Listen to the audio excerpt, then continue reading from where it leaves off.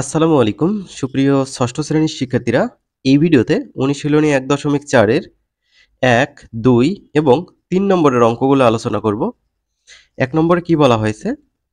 নিচের ভগ্নাংশ যুগল সমতুল কিনা নির্ধারণ করো। এখানে যুগল মানে হচ্ছে জোড়া, ঠিক আছে? এখানে একটা, এখানে একটা, এক জোড়া, এক জোড়া, এক জোড়া। সমতুল কি? সমতুল মানে হচ্ছে ভগ্নাংশ দুইটা সমান কিনা। তো প্রথম ভগ্নাংশটা দেখো ৫/৮ আছে, তারপরেরটা হচ্ছে ১৫/২৪ আছে। তো এই দুটা সমান কিনা আমরা একটু চেক করি। ৫/৮ এটাকে আর কাটাকাটি করা যায় না। আমরা যদি এই যে ১৫ আর ২৪ কে ৩ দিয়ে কাটাকাটি করি, ৩ ৮ ২৪, ৩ ৫ ১৫। তো ৫/৮ হইলো। দেখতে পাচ্ছ? এই ভগ্নাংশ দুইটা কি হবে? সমান, তাই সমতুল। তো এভাবে আমরা কাজগুলো করব না, আমরা অন্যভাবে এই কাজগুলো করব।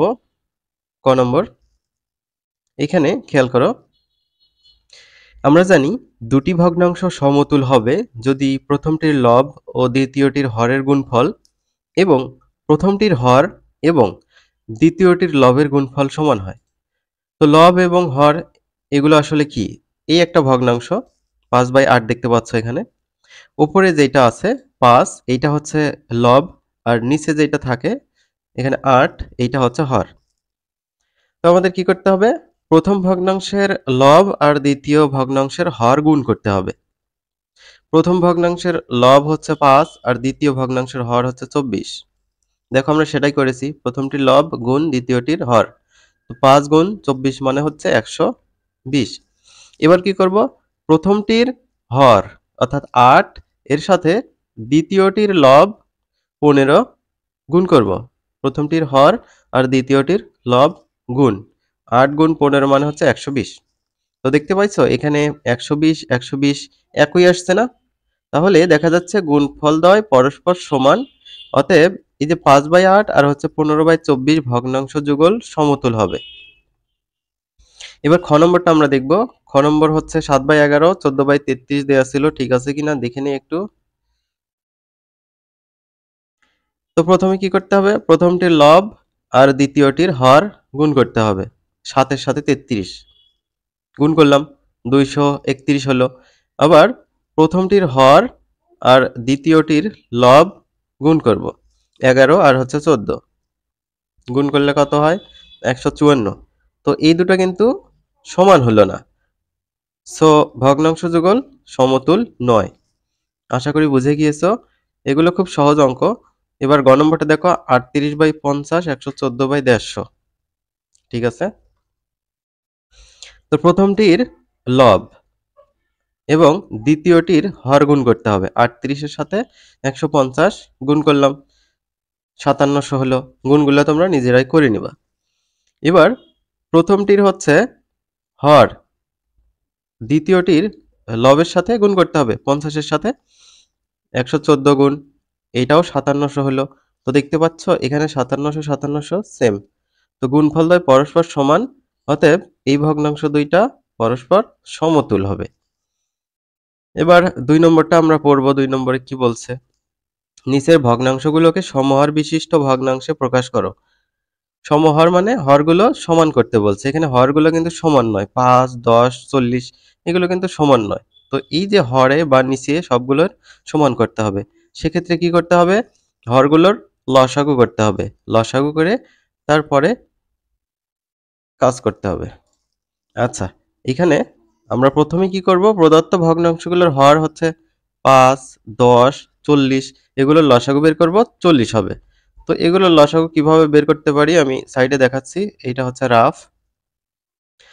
তো ৫ দিয়ে আমরা সবগুলোকে ভাগ করতে পারি। ৫ একে ৫, ৫ দুগুণে ১০, ৫ আষ্টা ৪০।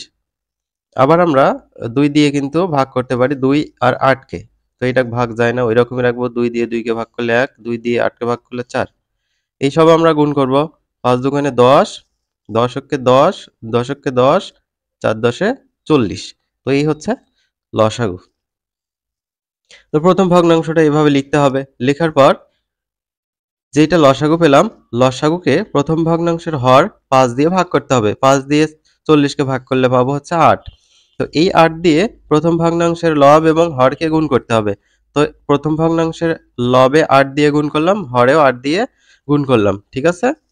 তো 8 দিয়ে গুণ করলে 8 দুগুণে কত হবে? 16 সেটা লিখছি। তারপর 5 8টা কত হবে? 40 সেটা লিখছি। এবার দ্বিতীয় ভগ্নাংশটা লিখতে হবে 7/10। দ্বিতীয় ভগ্নাংশটার ক্ষেত্রে ওই সেম কাহিনী করতে হবে। লসাগু 40 কে দ্বিতীয় ভগ্নাংশের হর 10 দিয়ে ভাগ করতে হবে। 10 দিয়ে 40 কে ভাগ করলে পাবো হচ্ছে 4। এই 4 দ্বিতীয় ভগ্নাংশের লব এবং হরে গুণ করতে হবে।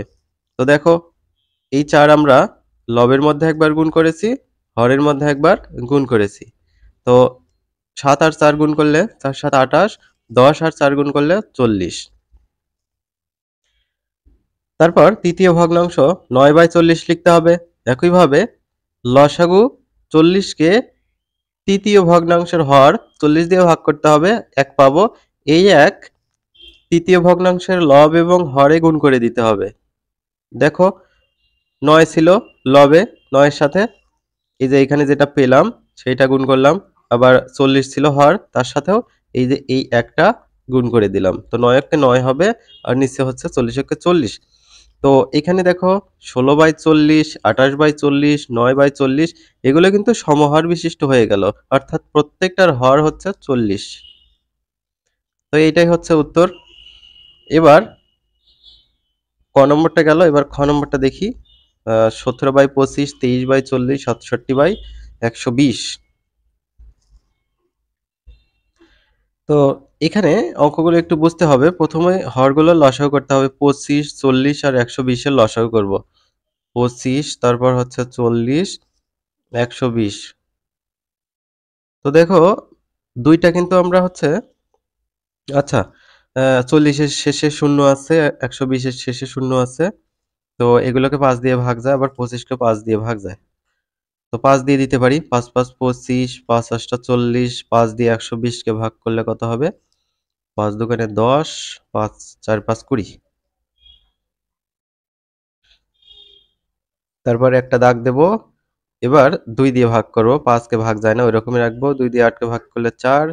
তারপর 2 দিয়ে যদি আমরা 24 কে ভাগ করি 12। আবার 2 দিয়ে ভাগ যায়, 2 দিয়ে 5 কে যায় না, ওইরকমই রাখবো। 2 দিয়ে 4 কে দিলে 2, 2 দিয়ে 12 কে দিলে হচ্ছে 6। আবার 2 দিয়ে ভাগ দেব, 5 কে যায় না, ওইরকমই রাখবো। 2 একে 2, 3 দুগুণে 6। তাহলে 5 দুগুণে 10, 10 দুগুণে 20, 20 দুগুণে 40, 40, 40, 40, 5 40 এ 200, 200 সাথে 3 গুণ করলে কত হয়? 600। তাহলে লসাগু হচ্ছে 600। তো প্রথম ভগ্নাংশটা আমরা লিখব। লেখার পর এই যে লসাগুকে আমরা প্রথম ভগ্নাংশের হর 25 দিয়ে ভাগ করব। 24 পাবো। এই 24 উপরে গুণ, আবার নিচে গুণ। তাহলে 17 এর সাথে 24 গুণ করো 408, 25 এর সাথে 24 গুণ করো 600। দ্বিতীয় ভগ্নাংশটা লিখব। লেখার পর লসাগু 600 কে দ্বিতীয় ভগ্নাংশের হর 40 দিয়ে ভাগ করব, 15 পাবো। এই 15 ভগ্নাংশের লব এবং হরে গুণ করা হয়েছে। 23 এর সাথে 15 গুণ করলে 345, 40 এর সাথে 15 গুণ করলে 600। তৃতীয় ভগ্নাংশ লিখছি। লেখার পর ওই যে লসাগু 600 কে তৃতীয় ভগ্নাংশের হর 120 দিয়ে ভাগ করা হয়েছে, 5 পাবো। এই 5 উপরেও গুণ, আবার নিচেও গুণ। তো ভগ্নাংশের লব এবং হরের সাথে গুণ করতে হবে। তো গুণ করলে এগুলো পাবো। এখন দেখো 460/600, 345/600, 335/600 সমহর বিশিষ্ট হয়ে গেছে। এবার 3 নম্বরটা দেখো, বলছে নিচের ভগ্নাংশগুলোকে মানের ঊর্ধ্বক্রম অনুসারে সাজাও। অর্থাৎ ছোট থেকে বড় সাজাইতে বলছে। তো সেক্ষেত্রে আমরা সমহার বিশিষ্ট করে নেব, তাহলে আমাদের জন্য সুবিধা হবে। সমহার বিশিষ্ট করে নেই। খেয়াল করো। তো হরগুলো লসাগু করব। হর কি কি আছে? 7, 9, 21, 63 সবগুলো লসাগু যদি তুমি করো 7, 9, 21, 63। তো আমরা কি দিয়ে ভাগ করতে পারি? 7 দিয়ে ভাগ করতে পারি। 7 কে 7, 9 যা আছে তাই। 3 7 21, 7 নং 63। 3 দিয়ে ভাগ করব। 3 তিরিকে 9, 3 একে 3, 3 তিরিকে 9। আবার 3 দিয়ে ভাগ করব। 3 একে 3, 3 একে 3। তাহলে 7 3 7 21, 3 21 63। তো এইটাই হচ্ছে লসাগু। তো একইভাবে কাজগুলো তোমাদের করতে হবে। আমি একটা দেখাচ্ছি এখানে। প্রথম ভগ্নাংশটা লিখে নেবা। লেখার পর লসাগুকে প্রথম ভগ্নাংশের হর দিয়ে ভাগ করবা। ঠিক আছে? 9 পাবা। এই 9 লবে গুণ আবার হরে গুণ। তো গুণ করে 54/63 পাবা। একইভাবে সেম কাজ তোমরা দ্বিতীয় ভগ্নাংশ লিখে এই যে 63 লসাগু যেটা পাইছো সেটাকে দ্বিতীয় ভগ্নাংশের হর দিয়ে ভাগ করবা, 7 পাবা। এই 7 ওপরে গুণ, এই 7 নিচেও গুণ। তো গুণ করে গুণফলগুলো পাবা। এভাবে তোমরা প্রত্যেকটা ভগ্নাংশ পেয়ে যাবা। তো এইটা একটা পেলাম, এইটা একটা, এটা একটা, এটা একটা। তো এখানে দেখো কোনগুলো বড়, সবগুলোর কিন্তু হর কিন্তু 63 করে, সবগুলো সমান। হরের দিকে আমরা চিন্তা করব না, এখন লবের দিকে চিন্তা করব। হর যদি সবগুলো সমান হয়, লবে যার বড় সেই ভগ্নাংশটাই হবে বড়। তো এখানে 54 সব থেকে বড়, তারপর হচ্ছে বড় হচ্ছে 50, তারপর 49, তারপর 48। তো এগুলো ঊর্ধ্বক্রম অনুযায়ী সাজাতে বলছে, মানে ছোট থেকে বড় অনুযায়ী সাজাইতে বলছে। তো 48-এর থেকে বড় 49, 49-এর থেকে বড় 50, 50-এর থেকে 54 বড়। তো এইভাবে একটার পর একটা আমরা সাজিয়ে নিয়েছি ছোট থেকে বড়। তারপর এই যে 48/63 এটা এখানে লেখা হয়েছে। অর্থাৎ এই যে এর একরোসে যে 63 ছিল সেটা নিচে লিখছি, এর একরোসে 63, এর একরোসে 63, এর একরোসে 63 গুলো আমরা নিচে নিচে লিখছি এই লাইনে। লেখার পর এই যে 48/63 এটা কোত্থেকে পাইছি, 48/63 এই যে 16/21 থেকে পাইছি, এটা লিখবো। তারপর 49/63 এটা কোত্থেকে পাইছি, এটা 7/9 থেকে পাইছি, এটা লিখবো। চিহ্নগুলো কিন্তু দেবো। 50/63 কোত্থেকে পাইছি, এই যে 50/63 থেকে পাইছি। তারপর হচ্ছে 54/63 এটা কোত্থেকে পাইছি, এটা হচ্ছে এই যে 6/7 থেকে পাইছি। তো এটা শেষে লিখে দেবো। তো মানের ঊর্ধ্বক্রম অনুযায়ী এভাবে আমরা সাজিয়ে নিলাম। এটাই হচ্ছে উত্তর। আশা করি বুঝতে পেরেছো। এভাবেই তোমরা পরের অঙ্কটা করবা। খ নম্বর। তো আমি দেখিয়ে দিচ্ছি অঙ্কটা।